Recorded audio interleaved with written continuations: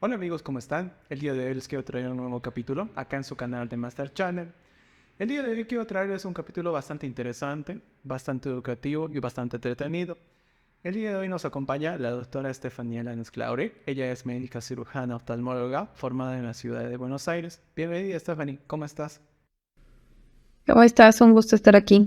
Contame un poquito acerca de tu trayectoria, en tu especialidad, en tu formación, por favor.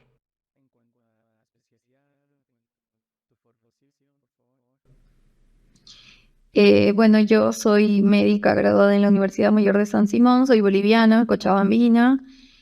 Una vez graduada salí del país para formarme y hacer una especialidad, igual que muchos de mis compañeros. Decidí formarme en Argentina, empecé haciendo terapia intensiva y decidí cambiar a la especialidad que realmente quería, que era oftalmología. Hice oftalmología por 4 años en la Universidad de Buenos Aires. Me formé como oftalmóloga cirujana y después decidí hacer una subespecialidad en uveitis en el Hospital Universitario Austral. Terminando la especialidad hice una rotación en el Hospital de Clínicas también en uveitis y después decidí volver a Bolivia. Qué bien, bien. Y a ver, vayamos hablando un poquito. ¿De cómo medicina? ¿Por qué? ¿Qué? Medicina como medicina general fue una decisión difícil, ¿no? Creo que al principio nadie está seguro de que realmente quiere hacer medicina. Todos queremos un objetivo, tener una profesión en cierto estilo. Sabemos que por ahí ingenierías no queremos, queremos algo más en humanidades. Fue difícil al principio escoger medicina porque no estaba segura de lo que quería. Por ahí quería algo de derecho, comunicación, alguna otra cosa. La verdad es que mi decisión llegó en el momento en que nos llevan a hacer, digamos, las visitas a las universidades por diferentes carreras. Entonces recuerdo que al entrar al anfiteatro en la Universidad de San Simón, entré y dije, esto es lo que quiero hacer. O sea, quiero ver esto, quiero aprender del cuerpo, quiero saber cómo funcionamos, quiero saber qué es lo que está mal en nosotros. Sé que es algo que cambia cada día, que se actualiza cada día, nunca voy a dejar de estudiar, pero la verdad es que quiero saber más de esto, entonces ahí dije, creo que esto es lo mío. El ver, digamos, a más de la mitad de mis compañeros que no podían ni entrar al anfiteatro y yo poder entrar y bancarme eso de lo más normal, dije, creo que esto es lo mío. Después ver las explicaciones de los docentes, cuánto sabían los docentes, cuánto nos explicaban en ese momento. Yo estaba en el colegio, o sea, apenas sabía dónde estaban los pulmones, creo, pero nos estaban explicando aparatos respiratorios, entonces fue como súper divertido para mí. Los miré y dije, esto es lo que quiero, o sea, quiero saber cómo respiramos, qué hacemos, cómo nos enfermamos, qué es lo que nos pasa y sé que voy a tener que estudiar mucho, pero esto es lo que quiero. Entonces ahí dije, bueno, intento, porque bueno, también en San Simón es un poco difícil, todos los que han estudiado ahí saben que el curso básico es un cernidor prácticamente, hay muchos que no logran aprobarlo, entonces decidí entrar y probar y ver si me gustaba.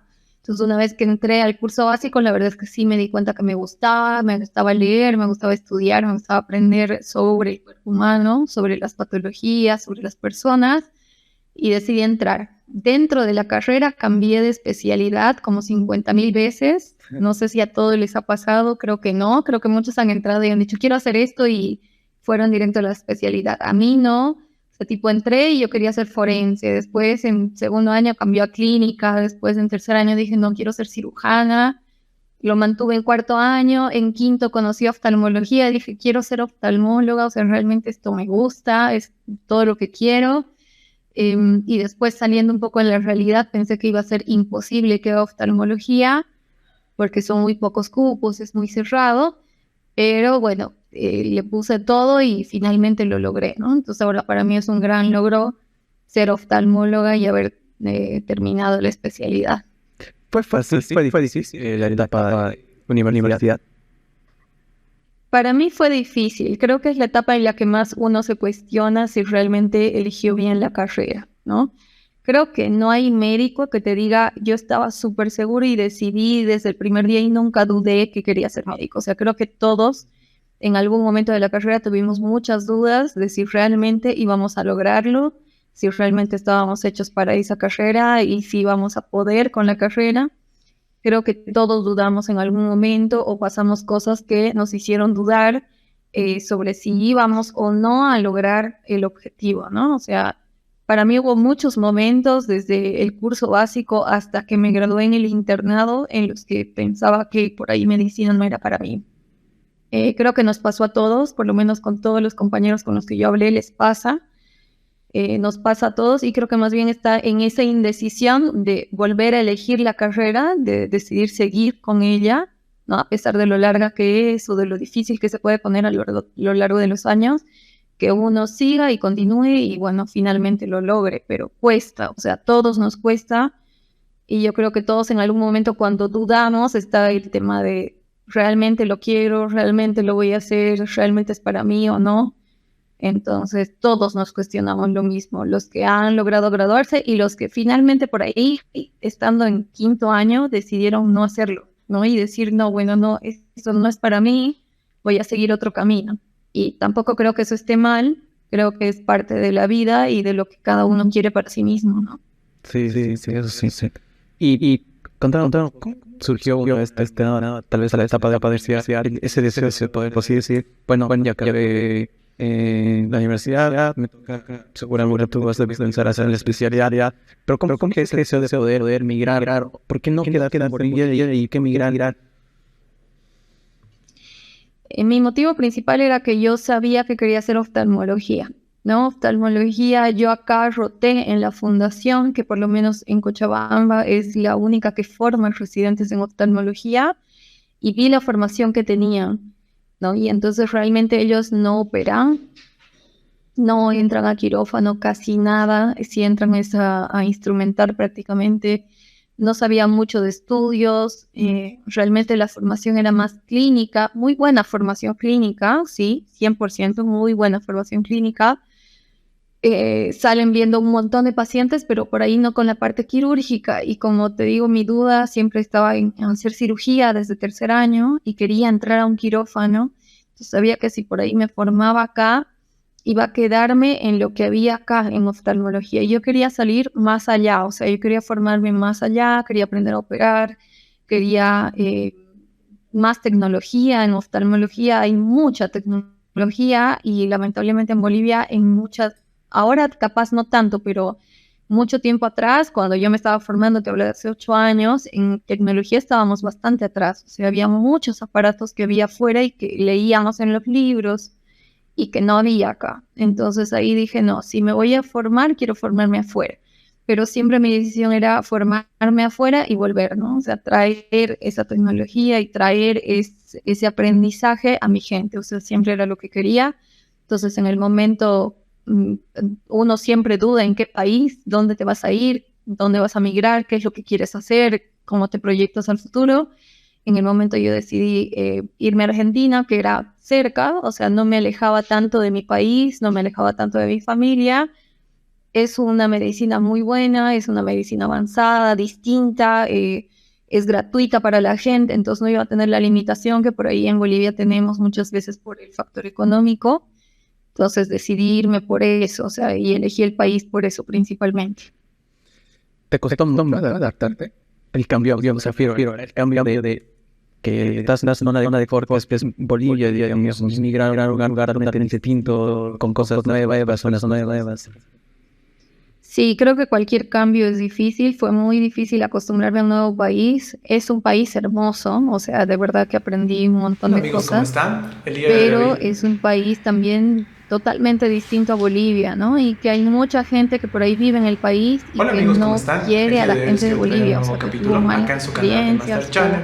o El día de tiene hoy un quiero traerles un prejuicio con capítulo la bastante gente boliviana, interesante, entonces bastante en ese sentido educativo y también se bastante dificulta un entretenido. poco más. El día de hoy Hubiera nos sido lo acompaña la mismo si yo doctora elegía Estefanía Argentina o Lanis elegía Claure. Chile o Ella es elegía médica algún otro cirujana país en el que tenga oftalmóloga un formada en prejuicio la con ciudad de Bolivia. Buenos Aires. Bienvenida Y Stephanie, siempre es ¿cómo difícil estás? ser extranjero, ¿no? Siempre si tú no perteneces Contame aquí, acerca de ándate a tu tu país. O sea, formación. siempre, en cualquier país me hubiera pasado lo mismo. En realidad, como vos dices, salir de la zona de Contame un confort, poquito acerca de tu creo que es lo trayectoria, más de tu difícil en formación, por todo favor. sentido, no solo salir del país, creo que también, o sea, si hubiera decidido Contame un poquito acerca de hasta tu cambiarse de trayectoria, colegio en tu para un especialidad, chico en es tu difícil, o formación, por sea, favor. cambiarte de país, cambiarte de amigos, o sea, ya tenía una vida formada acá, o sea, 24 años viviendo en la misma ciudad, con los mismos amigos, con la gente que conocía, y de repente irme a un país donde nadie me conocía, donde yo no conocía las costumbres, las juergas, las formas de hablar, las formas de pensar, las costumbres que tienen como argentinos en sí, la medicina, porque yo he aprendido con una medicina medio que tendía a lo americano y en Argentina tienden mucho lo europeo,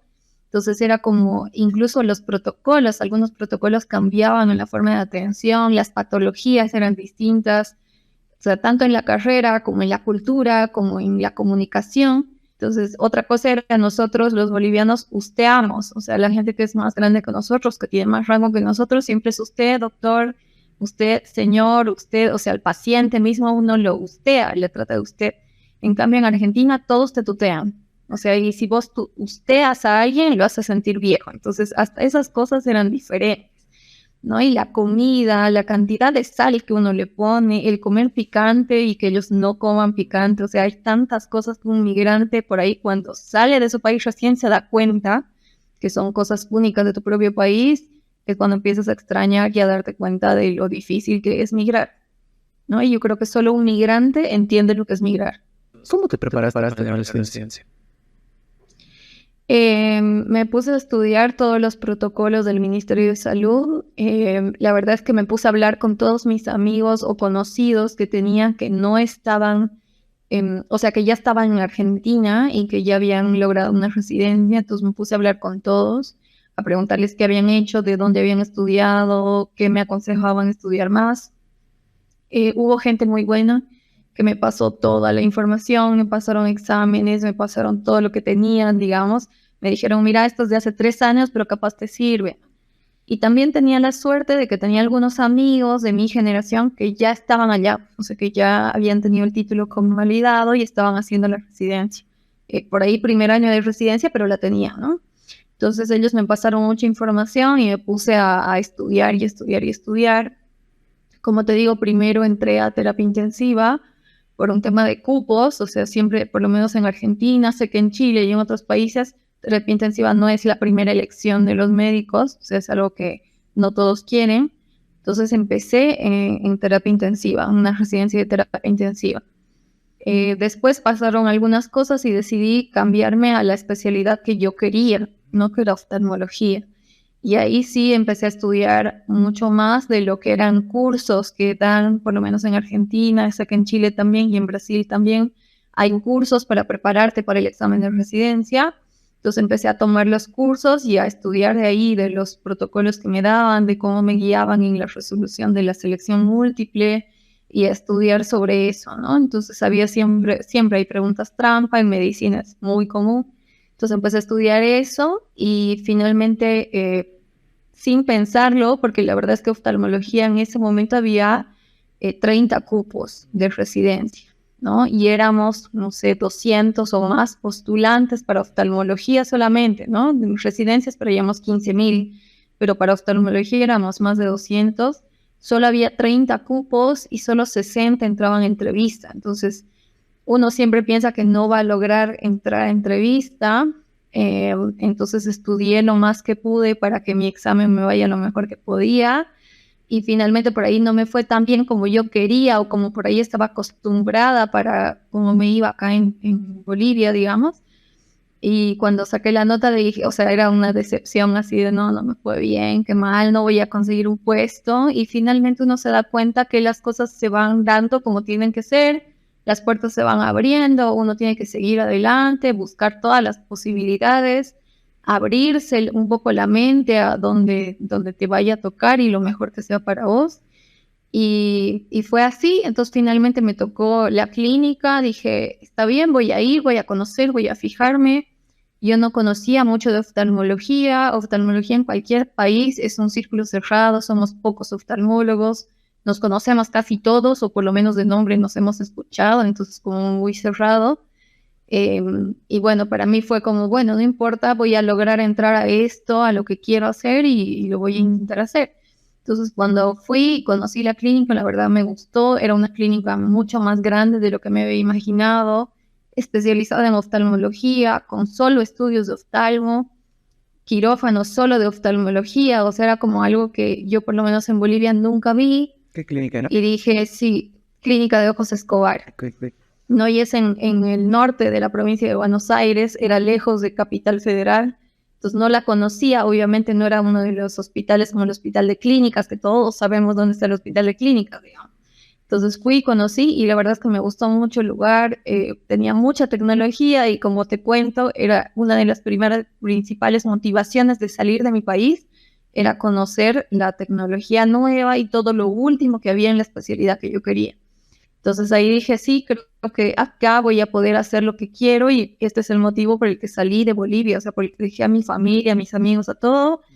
Y la verdad es que no me arrepiento, o sea, aprendí un montón de especialidades, logré operar, logré hacer simuladores, logré abrirme las puertas, conocer gente de la especialidad y eso mismo me abrió las puertas para lograr hacer mi subespecialidad, que tampoco es muy común y la logré hacer en un hospital conocido. De hecho, es el segundo o tercer hospital en Latinoamérica en ranking, porque realmente es muy bueno. Entonces logré hacer ahí la sub. Entonces para mí fue un orgullo total de llegar de no ser nadie prácticamente a lograr una especialidad como la que logré, digamos. Pero ahí desgranar un poquito. Mencionaste acerca de esa etapa en la cual uno sí viene prearmado una idea, no sé, o sea, quiero hacer ciencia, no sé, metodología, no sé, radiología, etcétera. Y en tu caso seguramente era que tenías armado top 3 de especialidades en las cuales quería, ok, voy a ir primero, segundo, tercero, por eso, cualquiera de las que me salga, bien, me siento bien. Y una vez recibe y fuiste a patología, ¿cuál es esta etapa de ejercicio? Si esa es una pregunta que me gusta mucho hacerse. ¿Qué consideras tú que fue determinante para poder decir, creo que me salió porque hice esto, porque dije esto, porque demostré esto? Te va a parecer muy loco. Yo hice 2 entrevistas, ¿no? Una para terapia intensiva y la otra para oftalmología.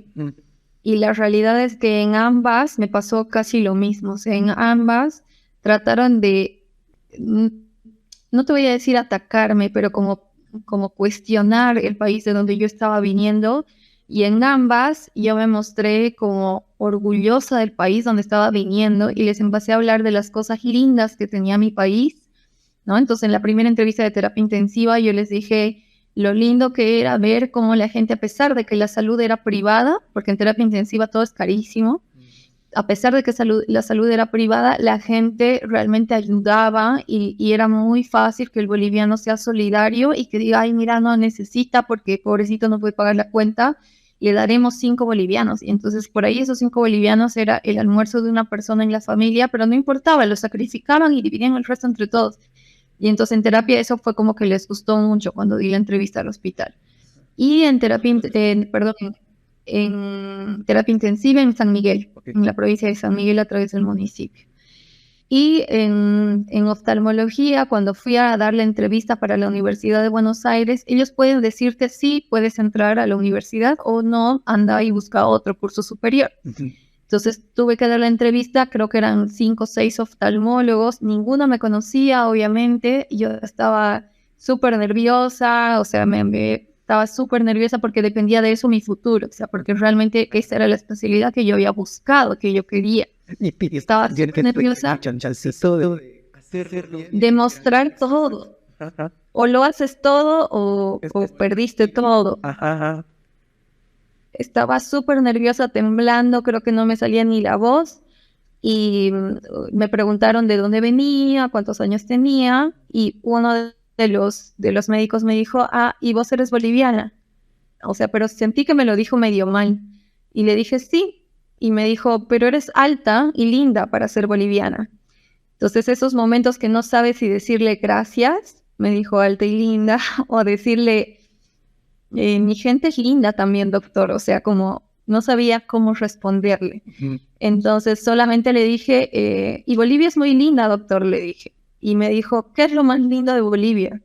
Y yo le dije, hay muchas cosas de Bolivia que son lindas. Tengo el honor de conocer los 9 departamentos. De los 9 departamentos, conozco 8 departamentos en Bolivia y son muy lindos todos. Y todos tienen algo único. Y cada uno de ustedes me puede decir, a mí me gusta el alpinismo, a mí me gusta el cerro, a mí me gusta la nieve, a mí me gusta la selva, a mí me gusta esto. Y yo les voy a decir qué lugar de Bolivia pueden conocer, porque al igual que Argentina, Bolivia tiene todos los lugares hermosos.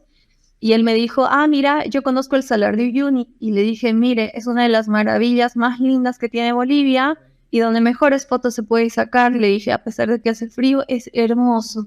Y realmente es el cielo en la tierra. Y me miró y me dijo, muy bien, qué lindo que estés tan orgullosa de tu país. Y le dije, sí, estoy muy orgullosa de mi país y sé que todos ustedes que son argentinos están orgullosos de Argentina. Entonces entiendan que yo también estoy orgullosa de Bolivia. Me dijeron, qué bien, ¿y por qué quieres estudiar en la Universidad de Buenos Aires? Y les dije, precisamente, quiero ser mejor y quiero llevar todo eso a mi país. Y por eso quiero estudiar en esta universidad, porque la considero la mejor de Buenos Aires, de Argentina, y una de las mejores de Latinoamérica. Le dije, entonces por eso quiero estar.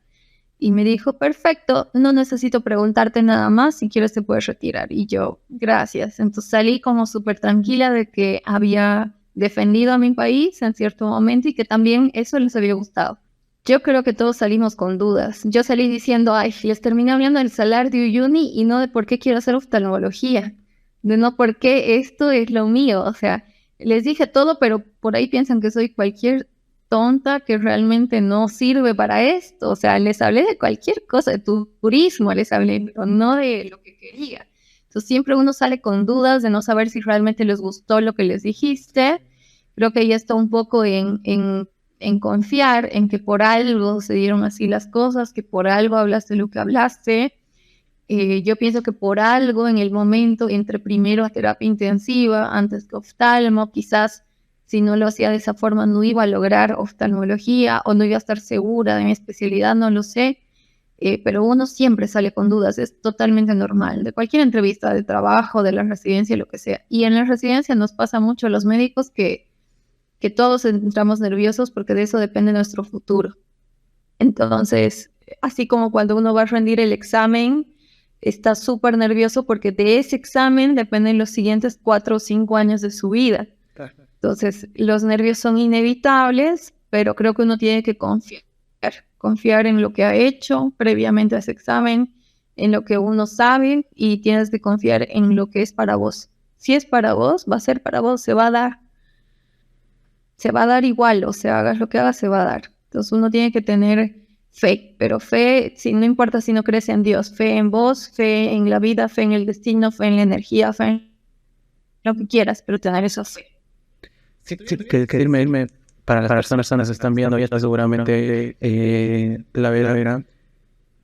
¿Tienes aspectos que tú consideras hacer tu experiencia para poder una entrevista? ¿Cuáles serían? Primero creo que uno tiene que ser bastante sincero. O sea, está bien, hay cosas que no puedes decirlas al 100% honestas porque por ahí no son lo mejor o no es el aspecto que vos quieres dar en ese momento de vos. Pero creo que tienes que ser transparente porque cuando vos estás entrevistando, o sea, por ejemplo, cuando yo fui jefa de residentes me tocó entrevistar a la gente que iba a entrar, ¿no? Entonces vos te das cuenta cuando te están mintiendo o cuando están fingiendo o cuando no están siendo sinceros. Entonces creo que la sinceridad, o sea, realmente decir las cosas por ahí, no la verdad al 100%, si no es lo que vos crees que les va a gustar, pero ser transparentes y que ellos te sientan esa sinceridad es una de las cosas más importantes que te diría. Otra cosa importante es conocerte a ti mismo. Vos tienes que saber cuáles son las cosas buenas que vos tienes como residente futuro y las cosas malas. O sea, y tienes que saber reconocerlas, ¿no? No decir solo lo bueno, sino también saber reconocer lo malo y saber que puedes trabajar en eso malo.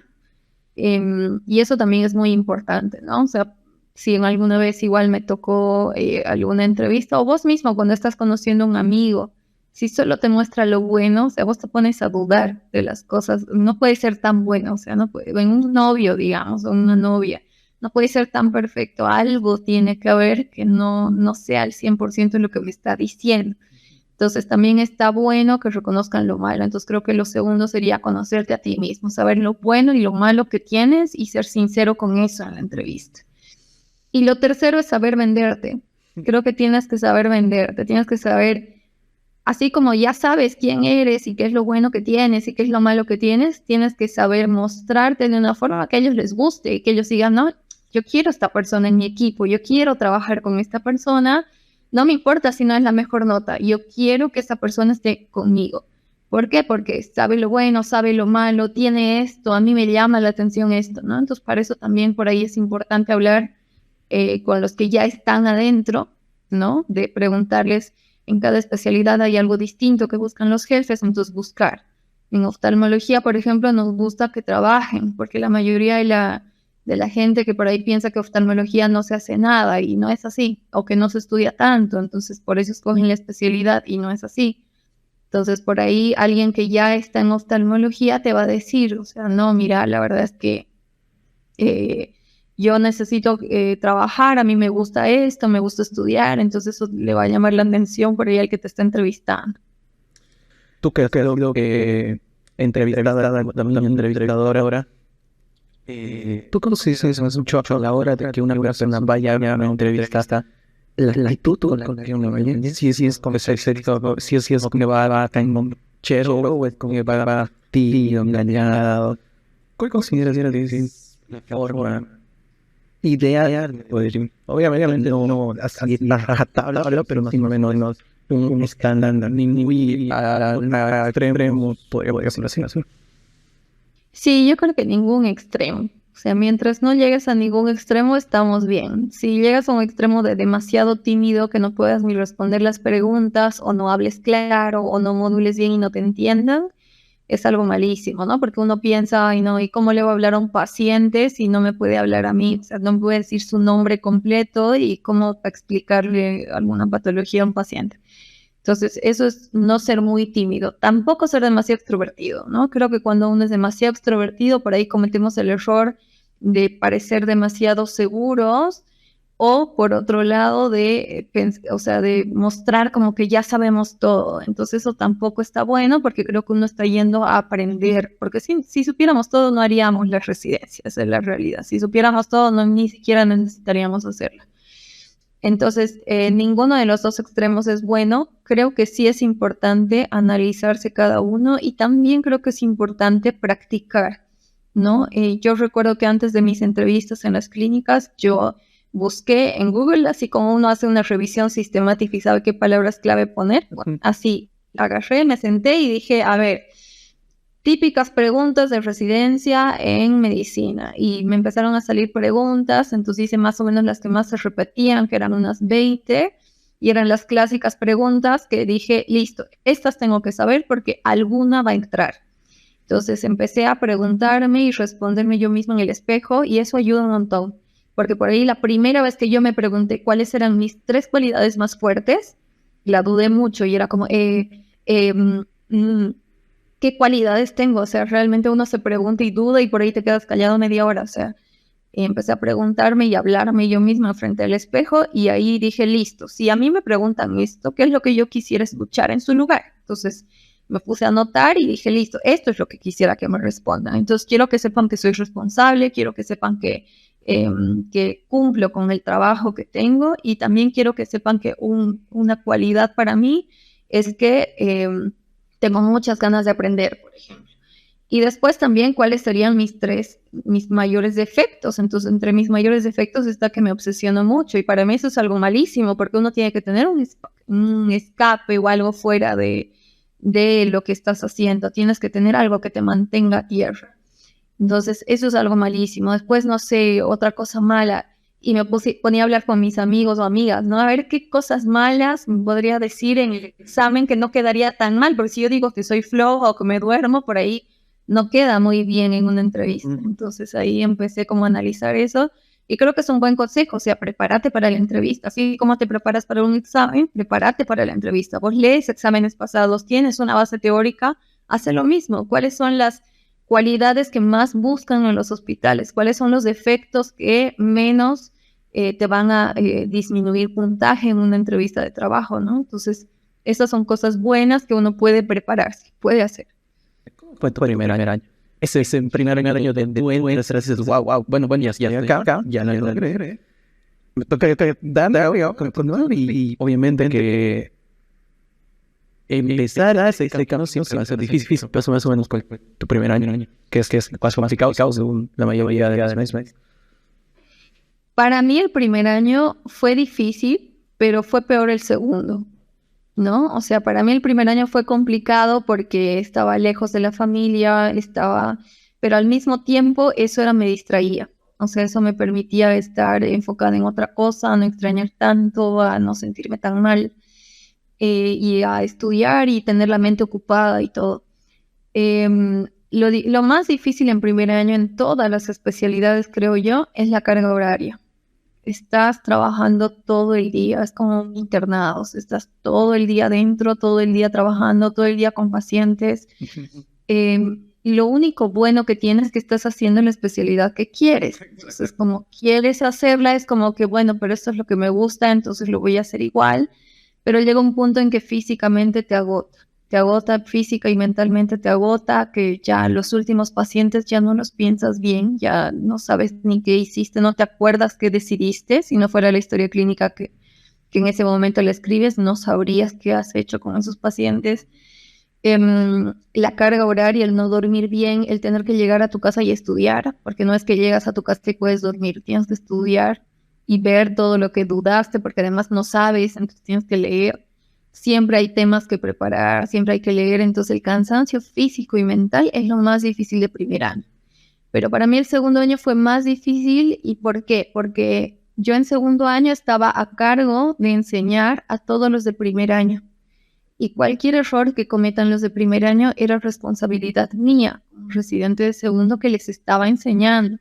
Entonces yo tenía la responsabilidad de estudiar el triple para no equivocarme cuando enseñe y para que cuando ellos tengan alguna duda, porque además hay residentes de primero que son muy buenos, o sea, que realmente saben un montón, que quizás ya estaban en el ámbito de oftalmología un par de años antes, entonces uno la duda, o sea, siempre te queda la duda de si sé lo suficiente para enseñarle a esta persona. Entonces, eso te obliga a estudiar mucho más de lo que estudiabas en primer año.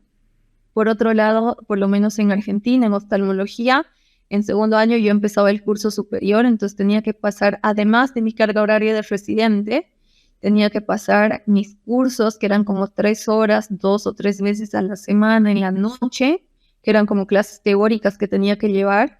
Entonces, aparte tenía que llevar esas clases y al llegar en la noche y estudiar, tanto para enseñarles a mis residentes de primer año como para enseñarles y para dar mis exámenes en el curso superior. Entonces, para mí era como 2 veces más estudio que antes. Y aparte, cuando yo pasé a segundo año, mi residente de tercero renunció.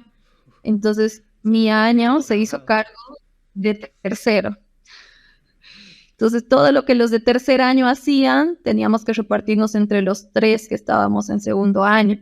Entonces, tuvimos que aprender estudios, cosas que no era para nuestro año, y por ahí la carga emocional y también física fue mucho más, ¿no? Entonces, me costó un montón, pero también me permitió un año más de experiencia quirúrgica. Entonces, bueno, era un año más en el que estaba operando cosas más complicadas que las otras. Entonces, ¿por qué crees que existe y es muy frecuente que los residentes de renunciación a algunas especialidades? Puede haber todo, no sé, problemas familiares. Sepan un poco el tema de problemas familiares. Si esto es el elemento ahí determinante. Yo creo que es el factor económico, uno de los principales. Y el otro también es que por lo menos en Argentina, el médico general gana lo mismo que el especialista. Casi siempre, ¿no? La diferencia de sueldos no es mucha. Entonces, por ahí muchos argentinos deciden renunciar por eso, ¿no? Porque si van a ganar lo mismo y están cansados, ¿y para qué? Encima tienen que pagar el curso y, o sea, es un gasto económico realmente seguir estudiando, no poder trabajar, no poder producir por la cantidad de horas que estás dentro del hospital. Entonces, para el médico argentino, por lo menos, ese es un factor muy común. Y otro factor es que la mayoría de los que renuncian es porque, bueno, no, por ahí llegando al momento en que ya estaban más avanzados, como me pasó a mí en terapia intensiva, se dieron cuenta que no era realmente lo que querían en toda su vida, ¿no? Porque por ahí uno cuando entra le gusta la especialidad, pero por ahí no es lo que quieres hacer todo el resto de tu vida. Entonces te lo cuestionas mucho, así como te cuestionaste en medicina, si realmente querías medicina. En la especialidad te pasa lo mismo, te pones a pensar si realmente esa es la especialidad que quieres. A mí me pasó mucho en terapia intensiva, finalmente decidí renunciar porque quería hacer lo que yo quería, que era oftalmología. Stephanie, hace mucho el hecho de tu círculo de personas con las cuales están en residencia. A la hora de poder, obviamente, seguramente a veces estás con compañeros, te vas a reunir de gente nueva, pero has hecho amigos bastante queridos, digamos, en esas fechas.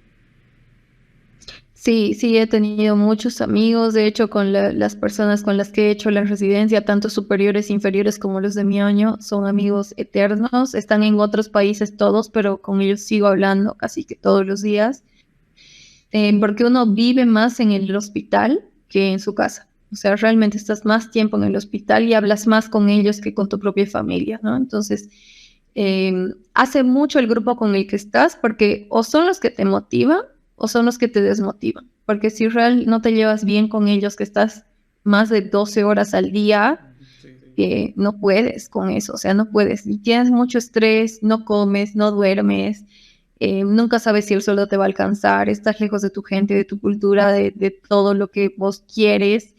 Llegas a tu casa y te tienes que cocinar, lavar tus platos, lavar tu ropa, o sea, es súper difícil, de verdad. Sí es difícil acá cuando estás con tu familia, estando lejos es mucho más difícil.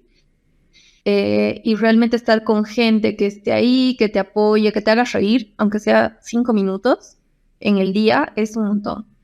O que te digan, ah, mira, yo tuve este problema con un paciente y que vos te identifiques con eso y digas, ay, a mí me pasó lo mismo la semana pasada, o sea, me pasó exactamente lo mismo y poder hablarlo y reírte 2 minutos es un montón. Y es un montón que no todos tienen, ¿no? Entonces, también en las renuncias hace mucho eso, ¿no? Depende del hospital. Hay hospitales en los que el equipo humano no es el mejor y si el equipo humano no es el mejor, uno realmente no puede aguantar más. O sea, ya tienes todo lo demás en tu vida mal. Si encima el grupo humano dentro del hospital no es lo mejor, o lo arreglas o te vas. No te quedan muchas opciones. Es una historia interesante que te haya pasado con el paciente. Obviamente no te digo que me digas en completo, pero más usar algo que digas, me voy a acordar siempre de que de esta persona por puesto esto.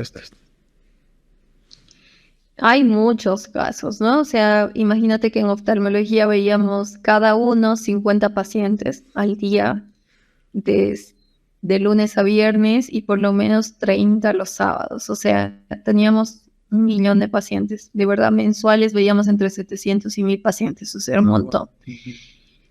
Pero sí me pasó con una niña que tenía síndrome de Down. No importa el nombre, ella tenía 12 años, pero obviamente parecía de 6, ¿no? O sea, mentalmente parecía de 6 años. Recuerdo que la mamá me la trajo porque le había mandado la profesora, ¿no? Allá es muy común que los profesores los manden al oftalmólogo. Entonces me dice, ay, no sé, porque la profesora me dijo, pero no sé, no tiene nada así. Y bueno, entonces la vi a la niña, la medí, hice todo lo que hay que hacer en oftalmo, la dilaté, qué sé yo, y obviamente la niña tenía -6 de miopía, que es un montón. Realmente ella no veía sin lentes, no veía más de 1 metro, no veía nada. Contaba los dedos a 20 centímetros nada más. Y no veía. Entonces, en el momento en que se le puso los lentes, o sea, le puse el -6, se le iluminó la cara de una forma que no te puedo explicar. O sea, vio así y empezó a sonreír y la mira a su mamá y empezó como, no sabía cómo explicarlo ella, digamos, porque tampoco hablaba mucho, tenía un síndrome de Down bastante profundo, una trisomía 21 bastante profunda, pero se le veía iluminada la cara y se miraba las manos. Entonces me pareció como increíble cómo se veían las manos. Y la mamá estaba con el celular, entonces se estaba perdiendo ese momento mágico para mí. Entonces le dije, mamá, mira, y ella miró y le dije, ahora sí ve. Y entonces ella la miró y como que fue, yo sentía que era la primera vez que se veían, o sea que realmente la nena por lo menos veía a su mamá, que le veía la cara. Y le dije, realmente ella no ve, le dije, necesita lentes y ella no te veía, veía solo 1 metro y ahora sí te ve. Y la mamá se sintió súper mal, pero fue como, para mí fue mágico y fue como puede ser un par de lentes en una nena que ya vivió 12 años sin verla a su mamá. O sea, sin realmente ver y no poder explicarle a su amiga. Y que sea la maestra del colegio, de la escuela, donde ella iba, que le diga, creo que no ve, llévela porque se acercan mucho las cosas, ¿no? Entonces fue un momento mágico para mí, que la verdad que me tragué las lágrimas por no llorar delante de la paciente, porque no es algo que debamos hacer. Pero una vez que la saqué del consultorio, sí me puse a llorar y dije, no puede ser, o sea, real, qué difícil esto y pobre niña, o sea, realmente, pobre niña. ¿Y alguna historia divertida? Divertido tengo en oftalmología es que nosotros siempre tomamos la visión individual. O sea, siempre le decimos al paciente, tápese un ojo y luego mire y con ese ojo dígame qué letras ve. Luego tápese el otro ojo y ahora dígame qué letras ve. Entonces yo tenía una paciente que era boliviana, que vivía en Buenos Aires mucho tiempo y que iba sola a la consulta. Y la paciente tenía glaucoma, entonces estaba muy avanzado y no se ponían las gotitas porque no entendía bien lo que le decíamos, ¿no? Entonces, cuando ella venía a la consulta me llamaban a mí porque me decían, ay, vos eres boliviana, le vas a entender. Entonces, como ella hablaba quechua cerrado, más o menos le entendía lo que me quería decir porque tampoco hablo quechua fluido. Ya. Entonces le dije, estaba con mi residente de primer año, ¿no? Yo estaba ya en tercero.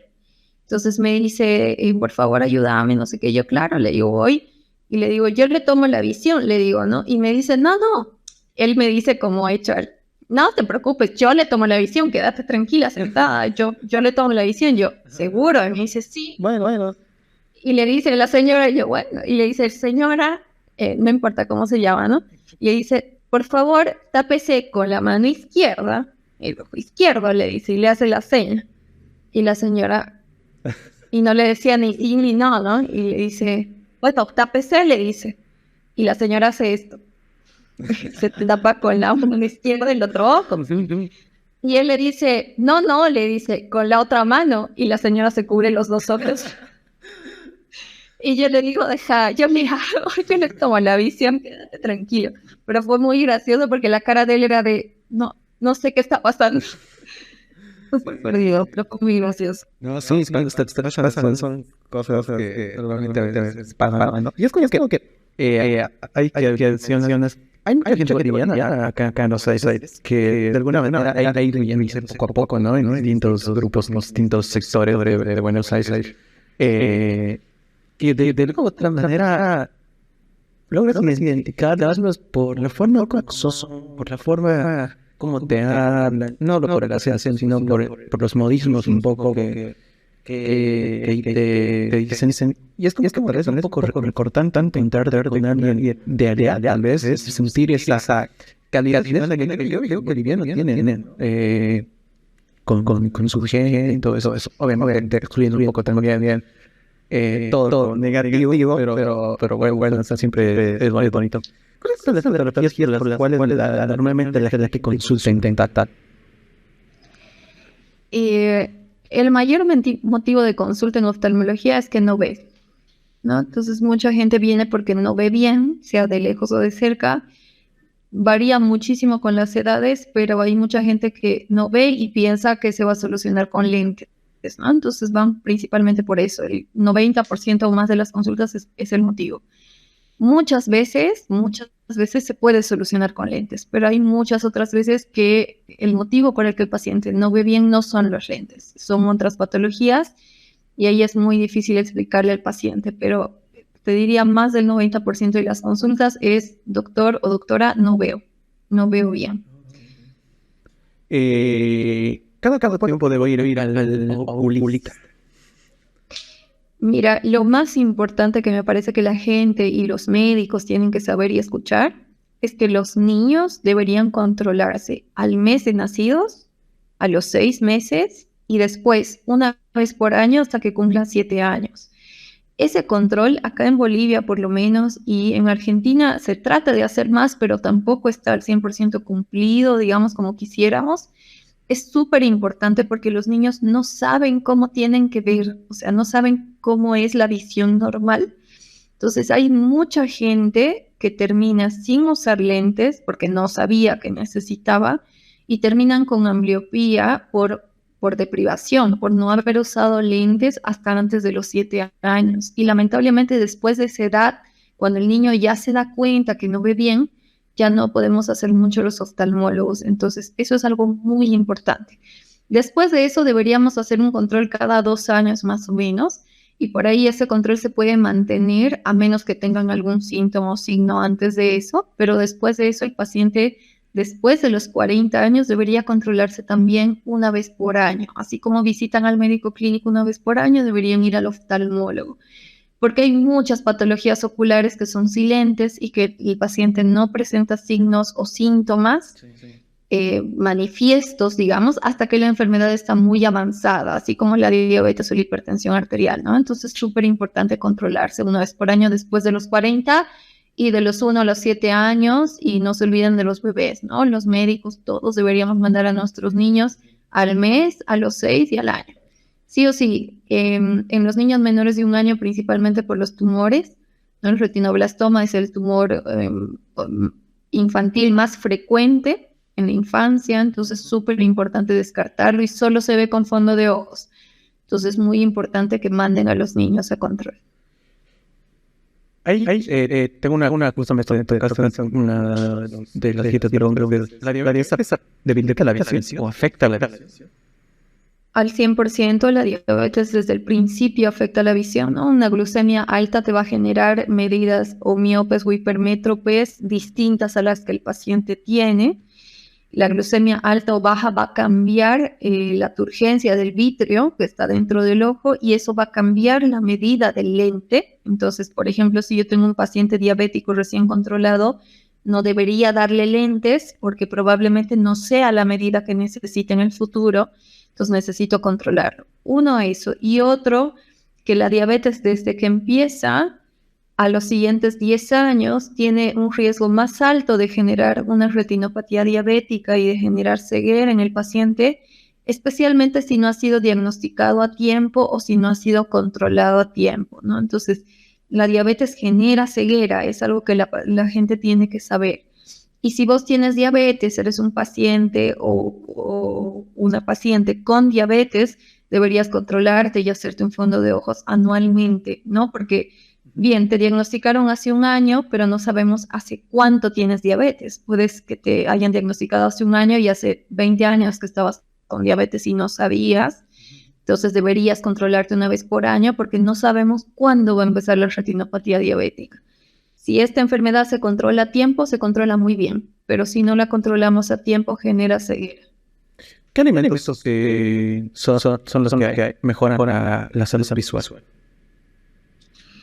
Hay muchos alimentos que mejoran la salud visual, especialmente en niños se recomiendan los alimentos ricos en vitamina A, pero también los alimentos que tienen omega 3, omega 6 son importantes para la visión. Los alimentos que tengan luteína y otros complementos que son vitaminas en general y todas las verduras verdes, las verduras que tienen colorantes rojos o naranjas son importantes para la visión, especialmente en el desarrollo, ¿no? Y posteriormente en la adultez lo más importante es controlar los factores de riesgo, ¿no? Diabetes, hipertensión, dislipidemias y todas las otras enfermedades que conocemos que hacen daño a todos los órganos, no solo a los ojos. Bien. ¿Y qué pasa si me exploto constantemente los ojos? Esa es una pregunta que muy frecuente en la vida. Hay muchos pacientes que lo hacen principalmente por conjuntivitis alérgicas. Creo que lo peor que puede pasar es, uno, que las uñas y las manos están sucias, tienen bacterias, entonces llevan bacterias a los ojos y el ojo tiene sus mecanismos de defensa, pero no siempre son suficientes. Y otro es que al frotar mucho el ojo, al frotar la córnea, que es la parte transparente anterior del ojo, eso genera una cierta deformidad en la córnea y eso genera astigmatismo en el futuro. Entonces, súper importante que no se froten mucho los ojos por el astigmatismo que pueden causarse al hacerlo, ¿no? Y a los pacientes que ya tienen astigmatismo y se froten, les empeora la medida, ¿no? Les aumenta un poco. Pasa mucho tiempo con el celular, con la computadora, genera daños igual. Está comprobado que genera dos cosas, ¿no? En los niños y en los menores de 21 años que todavía están con el ojo en crecimiento, genera miopía y astigmatismo miópico, porque al estar tan cerca, el ojo va creciendo para ver de cerca y no se adapta para ver de lejos. Entonces, se ha comprobado en estudios en China y se han hecho experimentos con pollitos para determinar qué pasaba si les tapábamos los ojos a los pollitos o si los hacíamos vivir en cubículos muy chiquitos que no vean más allá, y se descubrió que los pollitos, que normalmente son hemítropes, o sea que no necesitan lentes, empezaban a necesitar lentes, se volvían miopes por el desarrollo de solo ver de cerca. Entonces ahí se descubrió que por eso en China, por ejemplo, que las escuelas eran cerradas, o sea, como hay tanta población, las escuelas eran cerradas y no tenían ventanas. Entonces los niños no veían lejos, solo veían de cerca y leían sus libros, la pizarra, libros, pizarra, y la mayoría de la población china asiática se volvió miope cuando se supone que tenían que ser hipermétropes, que es lo contrario, ¿no? Porque tienen ojos chiquitos. Y empezó a generar lo contrario, y ahí empezaron a hacer estudios los mismos asiáticos y descubrieron esto, que era por el desarrollo. Entonces, por eso, por ejemplo, hay leyes en todo el mundo que en primaria es obligatorio que el niño tenga una ventana y que tenga que ver de lejos en la ventana y que tengan actividades al aire libre. Por eso es que es obligatoria la educación física, por ejemplo, que era lo que yo no entendía hasta que estudié oftalmo, ¿no? Entonces era obligatorio por eso, porque vos necesitas actividades al aire libre para que tus ojos desarrollen la visión lejana. Entonces, el tener todo el tiempo celulares, tablets, computadoras y solo usar eso y no tener actividades de lejos hace que el ojo se adapte y genere miopía. Genere miopía y astigmatismo porque uno se va frotando. Y lo segundo que genera en todos los pacientes, tengan la edad que tengan, mayor uso de pantallas, hace que el cerebro esté tan concentrado en lo que estamos viendo en la pantalla que se olvide de parpadear. Entonces, al olvidarte de parpadear, las glándulas del párpado no se exprimen y eso genera un ojo seco evaporativo. Entonces, cada vez más y en pacientes más jóvenes tenemos ojo seco evaporativo por el uso de las pantallas. En ese caso, lo que recomendamos es que hagan una pausa cada 40 minutos o una hora de mirar lejos y parpadear. Entonces, eso te ayuda un poco a evitar estos daños, pero bueno, a largo plazo y si lo hacemos por muchas horas, son cosas que se vienen, ¿no? Son patologías oculares emergentes y que van a seguir surgiendo e incidiendo en la población cada vez un poco más. Todo buenísimo. Bien, vamos a la siguiente, a la última sesión del podcast. Y me gustaría preguntando, ¿qué te estás haciendo de aquí a con? Me veo en la clínica atendiendo a mis pacientes y operando. Sí, yo me veo atendiendo, o sea, quiero hacer oftalmología realmente toda mi vida. Mientras pueda operar, voy a operar y me gusta mucho. El quirófano de oftalmología es un quirófano súper relajado comparado con otras cirugías y me veo haciendo eso, pero también me veo adquiriendo las campañas que aprendí en Argentina y haciéndolas acá. Entonces en Argentina se hacen campañas con días mundiales de Día Mundial de la Diabetes, Día Mundial de la Ambliopía, Día Mundial del Glaucoma, y quisiera que eso lo adoptemos en el país, ¿no? Que es algo que no se hace y me gustaría hacerlo porque creo que hay mucha gente que ignora sus enfermedades y que no las conoce por falta de difusión. En Bolivia todavía tenemos ese gran problema que tenemos también en la periferia de Argentina y es que las casas están muy lejos y no llega toda la información y no tienen internet, no tienen luz, o sea, no tienen luz, no tienen agua, no van a tener internet tampoco. Entonces es gente que no tiene los recursos para informarse sobre salud. Y creo que quiero llegar a esos lugares, quiero llegar ahí y de aquí a 5 años me veo haciendo esas campañas, informando a esta gente y quizás ellos elijan no tratarse, pero por lo menos van a estar informados de que hay un tratamiento para ellos. Entonces, me gustaría llegar ahí en 5 años, quizás no sean 5, quizás sean 10, pero es lo que quisiera hacer en el futuro. No, súper bien. ¿Qué recomendaciones le darías a las personas que tal vez están terminando la carrera de medicina y que quieren hacer una cirugía en oftalmología, o sea, así que quieren tal vez migrar a otro país en base a su experiencia? ¿Qué consejos les darías? Uno que digas, te voy a dar este consejo, te va a ayudar un montón en el camino. Les diría que no se rindan y que no crean que es imposible. Porque cuando uno sale piensa que es imposible, que es una especialidad demasiado chica, con muy pocos cupos, que no vas a poder, que hay demasiada gente. Y les diría que si realmente eso es lo que quieren hacer, sigan y que se va a dar, que las cosas se van a dar, que nada más tienen que ser perseverantes y tener paciencia. Creo que todos los que estudiamos medicina tenemos perseverancia, creo que podemos hacerlo. Entonces, si vos crees que oftalmología es para vos, seguí y habla con gente que haya hecho esa especialidad. Y eso aplica no solo a oftalmo, creo que a cualquier especialidad. Si vos quieres hacer cirugía, anda y habla con un cirujano que ya esté un par de años en el rubro y le digas, ¿qué es lo bueno y lo malo de tu especialidad? Dime, ¿no? Entonces eso te va a permitir estar más seguro de si eso es lo que quieres en tu futuro o no, ¿no? Porque a veces uno elige por lo que ve en el momento, o por lo que ves en tu rotación, o por lo que ves en donde estuviste, o por la experiencia que tuviste, y por ahí a veces la realidad no es esa, ¿no? Entonces tienes que pensar que eso es lo que vas a hacer todo el resto de tu vida durante 30 años más. Entonces tienes que estar seguro de que esa es tu especialidad, y creo que para estar seguro la única opción es hablar con alguien que ya esté en el medio, que haya ejercido esa especialidad un par de años y que te pueda decir, mira, sí, esto es lo bueno, esto es lo malo, lo volvería a hacer o esto es lo que no volvería a hacer. Entonces eso te va a permitir abrir un poco tu mente, pero si realmente estás seguro y oftalmología es lo que quieres, seguir. No pienses que es imposible, no es imposible. Todo se puede. Si yo pude, ustedes pueden. O sea, todo se puede.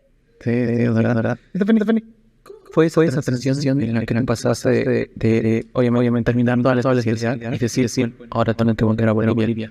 Pues empezar a ser de bueno. Fue que llegaste a tu ciudad de origen y dijiste, bueno, ya de acá, no es nada, las cosas no están de nada igual a cuando yo me fui, es que es como que un nuevo habitante tal vez llegar y decir, bueno, estoy, entonces tengo que empezar a dar otro. Porque es que te quieras un tiempo, dejas de existir por un tiempo y las cosas cambian y ese momento debe ser con tal vez Dios.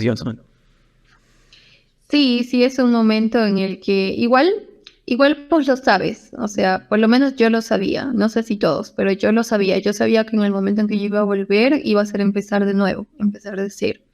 Estaba segura de que eso era lo que quería, porque aquí está toda mi familia y lo que quería era eso, volver a mi gente, volver a mi familia, volver a mi vida.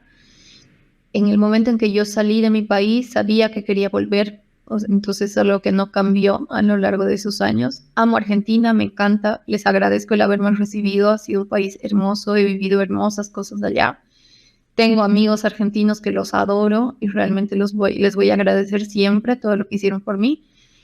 Tengo segundas o terceras mamás allá que realmente me abrieron las puertas, me dieron comida y un montón de cosas cuando yo no tenía a mi mamá. Entonces, eternamente agradecida con el país.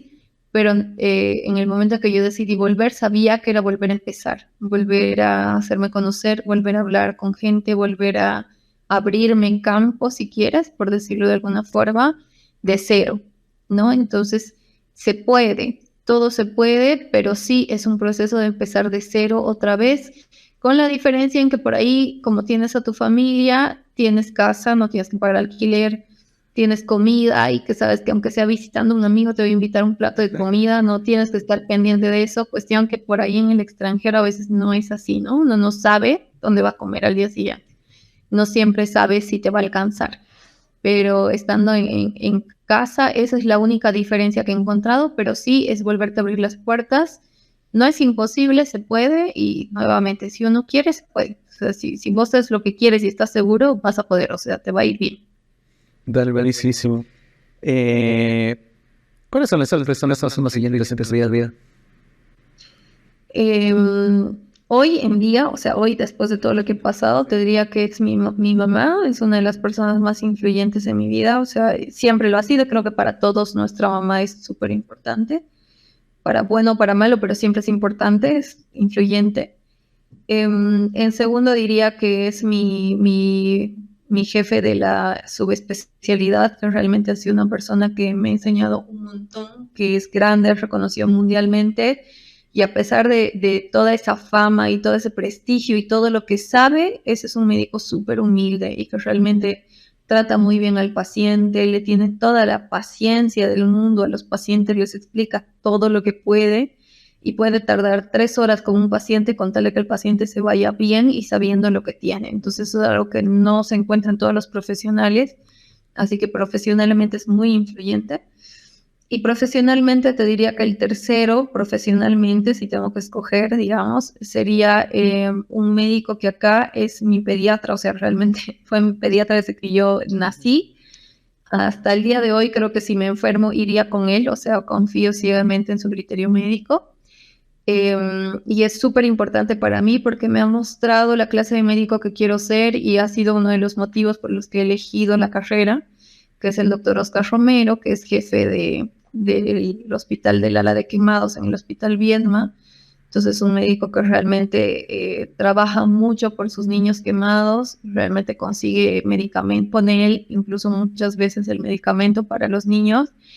Y hay mucha gente acá en Cochabamba que abandona a los niños quemados ahí y él se hace cargo. O sea, consigue de donde puede, como puede, y eso me muestra la gran persona que es. Y siempre está dispuesto a ayudar a todos, o sea, a quien sea, como pueda y de donde pueda. Él está ya, no creo que no puede ni caminar bien, pero está siempre dispuesto a hacerlo. Entonces es algo inspirador para mí. Profesionalmente te diría que son las 3 personas más influyentes. Ahora, si me dices personalmente, creo que sería mi mamá, mi abuelito. Mi abuelito es una persona súper fuerte, es una figura paterna muy fuerte para mí. Y creo que la otra persona sería mi hermanita, que es mucho menor que yo, digamos, me llevo con 13 años, pero que para mí ha sido como una hija, entonces, digamos, emocionalmente para mí es súper importante. Y hoy en día es mi mejor amiga prácticamente, entonces con ella hablo todo. Y para mí serían como las 3 personas personalmente más importantes, digamos. Siempre es buenísimo tener gente que te apoya y gente como modelo a seguir y de alguna manera te ayuda a poder encaminar todo lo que viene a ser ese futuro profesional que de alguna manera se les ha soñado desde que empezamos la carrera hasta que terminamos. Pues imagino que yo defender. Si tuvieses que poner en el lugar, ¿qué pregunta te harías de no te las haces? Creo que nada. Creo que me preguntaste todo lo que me gustaría preguntarme.